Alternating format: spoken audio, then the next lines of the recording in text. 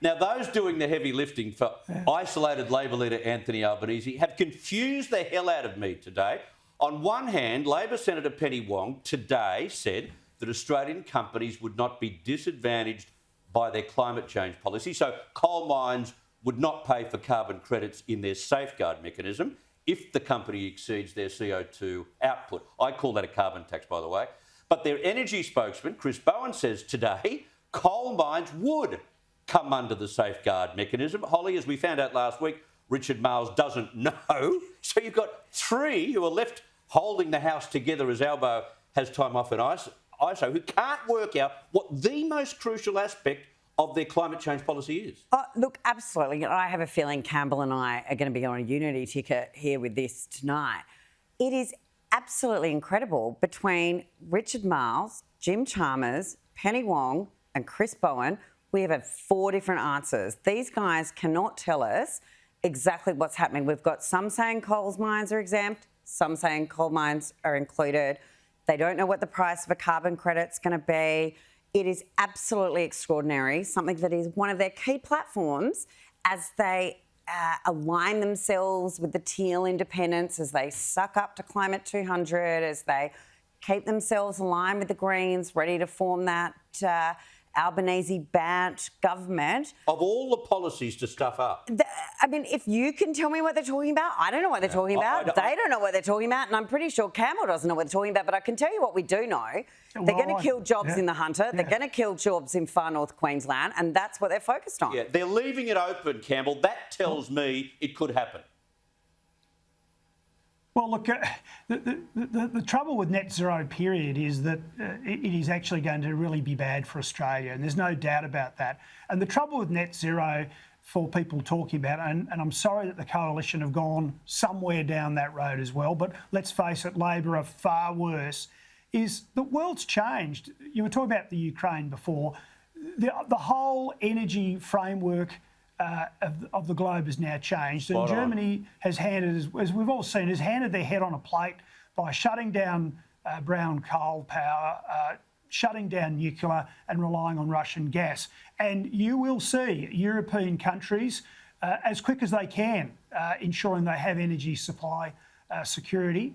And people who are rabbiting on still about net zero, like the Labor Party, with this totally confused schmozzle, are really behind the game. And sensible Australians who want real leadership will see that, well, if you're not going to vote for the Lib Dems, do vote for the Coalition. And I would actually predict that in the Hunter, the Coalition actually might pick it up. Oh, mate, I am very much planning on turning Shortland blue. You know? Shortland needs to go blue. Crazy. We've got Pat Conroy from the far left of the Labor Party in a Hunter Valley seat. I mean, it is outrageous how this guy is there. And this weekend in particular, with 3 different MPs saying 3 different things, it said... Well, it's 4. It's Chalmers, Marles, Wong and Bowen. It is 4 of them that do not know. And Albo can't even do a Zoom call on it. Yeah, we'll wait until Albo gets back because he'll be asked that 1,000 times. Meanwhile, Labor says today it's got the answer to preventing China from, I guess, seducing Indo-Pacific nations like they've done with the Solomon Islands. They'll increase foreign aid and send more diplomats to the region. Now, I think we provide the Solomons with 2/3 of their foreign aid already. Is any of that going to make a difference, do you think? I think one of the things that's lost in this discussion is the fact that the Solomon Islands and all of our Pacific neighbours are actually sovereign countries. So they have the ability to make their own decisions. The difference between us and Labor, when you look at us and Richard Marles was out there encouraging Solomon Islands to facilitate their relationship with China. We were never doing that. The Labor Party was encouraging China to have more to do with the Pacific regions, not what we were doing. We have certainly supported the entire Pacific Islands, including the Solomons, and particularly when it came to COVID, we supplied the bulk of the vaccines, if not the entirety of the vaccines, so their countries were able to reopen, and particularly countries like Fiji, 100% reliant on tourism as their main market. I'm going to talk to someone very shortly who is convinced that big, fat, brown paper bags played a role in what's going on in the Solomon Islands. because how could you not be loyal Chris, to Australia? Well, Labor Party's around, they were probably Audi bags. Chris, the thing about this one though that's quite interesting is it goes back a long, long way.